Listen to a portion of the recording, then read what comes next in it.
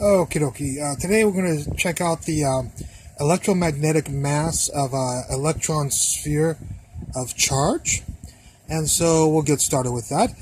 Here we have an electron here with a black line, a circle. And we'll assume that the electron or positron, we're just going to use the absolute value of the charge. We won't worry about negative or positive because we're looking for the mass of the electron or positron. Anyways, we'll just call it the positron. Is this black line right here, and what we're going to do is we're going to assume that it's got a uniform density of charge inside of it. Of course, the total charge will be the charge on the electron. The radius total of the electron will be A. We'll just call it A since we don't know what the radius of an electron is. The density of the charge density, will be the total charge divided by the total volume. So the volume, of course, is 4/3 pi A cubed. So this is the total, the charge density right here. Here's some constants that we'll be using later on: the mass of the electron, the speed of light, the charge on the electron or positron. Even though they're different, we're taking the absolute value. So if I use those terms positron and electron interchangeably, understand that they're the same particle except their charges are different, but we don't care about that because we're just looking for the mass. This is the electrostatic constant, 9 times 10 to the 9, and that should be all our constants that we'll be using later on. So here's our electron in the black sphere with a black line, and what we'll do is we'll draw a Gaussian surface here with a purple line right here. And we'll want to know what the charge inside that Gaussian, the purple line, is. The positron will have a radius of A, but the Gaussian surface sphere will only have a radius of big R right here. And of course, we choose that to make sure that the electric field on the surface of that Gaussian sphere or Gaussian surface is always constant there. Okay, so let's take a look at Gauss's, before we do Gauss's law, let's figure out what the density inside this Gaussian surface is. The density inside the Gaussian surface, of course, is the charge inside the Gaussian surface, which we do not know, and then divided by the volume of the Gaussian surface. The Gaussian sphere, of course, is 4/3 pi big R cubed, not A cubed, because we're just doing the Gaussian surface inside of a electron that is supposed to have a uniform charge density in it. Okie doke. So the density of the charge inside the Gaussian surface is the charge inside divided by the volume of the inside Gaussian surface. But of course, that density has to equal our original density over here, and so the density here, we'll do a little bit of algebra. We'll move this over here. We'll move this density here, and this density, of course, is just this density plugged in, because the density of part of this charge of the electron is the same as the density of the whole thing. The density is assumed to be uniform. And then we brought this stuff over here. So we just did a little bit of algebra, solving for the charge inside and plugging in for our charge density over here for the total charge density is equal to the partial charge density here for the row. Okay, so this becomes this with this substitution and a little bit of algebra. Once you do a little bit of canceling here, of course you get a total charge on the electron, big R cubed and A cubed, so this becomes this. And we said that the total charge on the electron is just E. We'll just call it E. So we eventually get E R cubed over A cubed. Now we can bring out Gauss's law here.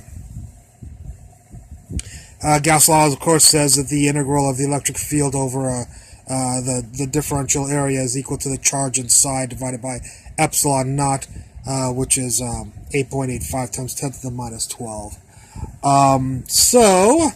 Again, the electric field is constant on the Gaussian surface, so we can pull it out of the integral. And then we get the integral of dA. Well, the area of our Gaussian surface or sphere is 4 pi big R squared, because we're doing our Gaussian sphere, not the total sphere of the electron. So this integral becomes E 4 pi big R squared. The charge inside we figured out right here. It's E R cubed over A cubed. So we'll take those people and plug them in for there. And there they are right there. And here's the epsilon naught right there. Okay? So we end up with this. We can figure out what the, we can solve for the electric field. If we do a little bit of algebra, this becomes this. And I'm just going to write 1 over 4 pi epsilon naught is equal to k naught, or 9 times 10 to the 9. Just so I don't have to drag around 4 people. I'd rather drag around a couple of people of this. So this becomes this once we change these 1 over 4 pi epsilon naught to k naught. Okay, the total energy, the total energy of the charge for the charge inside the spherical, assumed spherical electron is equal to the integral of the charge density. I'm sorry, the energy electric field energy density times the the integral of the electric field energy density dV of differential volume, the integral of, and we'll integrate that from 0 all the way out to A. Okay, to get the whole electron here. Okay, don't go down here, come up here. What is the energy density, electrical energy density? It's 1/2, I'm sorry, 1/2 epsilon naught. We missed somebody here. 1/2 epsilon naught times the electric field squared is the electric field energy density. So that's that. And dV, of course, from 0 to A. There's the 1/2. There's the epsilon naught right there. The electric field we figured out right here. So we took these people, the electric field, and plugged them right into there. And there they are right there. These people are right there. And the squared is squared right here. The differential volume for a sphere, of course, is 4 pi r squared dr. And so this is multiplied times this, of course. I couldn't fit it on the page there. If we do a little bit of algebra here, we'll be left with the k naught squared is right here, the e squared is right here, a cubed squared is a to the 6 is right here, here's the 1/2, and the 4 pi epsilon naught on the top, well, 4 pi epsilon naught on the bottom was a k naught on top, so 4 pi epsilon naught on the top will be a k naught on the bottom. So this 4 pi and epsilon naught is this k naught, whereas this k naught squared is right here. After you do all that, you'll get r squared here, and you'll get an r squared here, which will give you an r to the 4th. So this is multiplied. Again, it was supposed to be over here, but it's this times the integral of this, which will be r squared. R squared is r to the 4th dr from 0 to A, and of course that's r to the 5th divided by 5. Stick in A, you get a to the 5th divided by 5. Here's the a to the 5th when you plug in the a into the r to the 5th, and when you divide by 5, 5 times 2 is 10 right here. So if you do this integral and a little bit of algebra, you'll get this right here, and this will be the total energy of the positron or the electron here. But we know Einstein said that the mass of the effective mass of this object, the electromagnetic mass, as we've discussed over here. Let me scoot this up a little bit so you can see it better.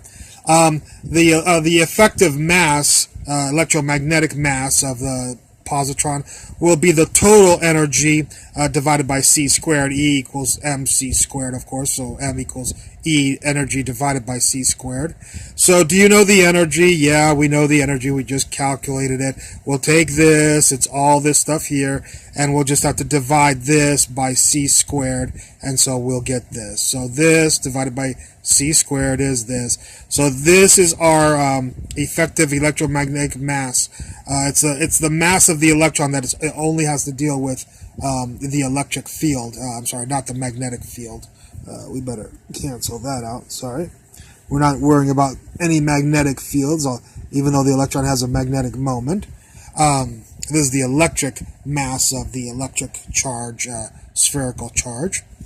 And when I said we had these constants over here, when we plug these constants into here, K naught is 9 times 10 to the 9. The charge is 1.6 times 10 to the minus 19. It goes into the E. Here's a 10. Speed of light is 3 times 10 to the 8th. Plug that in here. And the mass of the electron is 9.11 times 10 to the minus 31 kilograms. We'll plug that in here. And when you calculate that out, you'll get around 10 to the minus 16 10 to the minus 16 meters right here, which according to experiment is much larger than the actual radius of an electron. We don't even know if it's a point particle, but the limits of the experimentation have gone down to 10 to the minus 18 meters, which is about 100 times less than this. So this right now has no experimental verification as far as the actual radius of proving that this is the actual radius of the electron. In fact, we know that it isn't. Some people call this the classical electron radius and so forth. Anyways, just wanted to propose that. Hope you enjoyed this lecture and look forward to any comments at the bottom. Thank you very much for watching.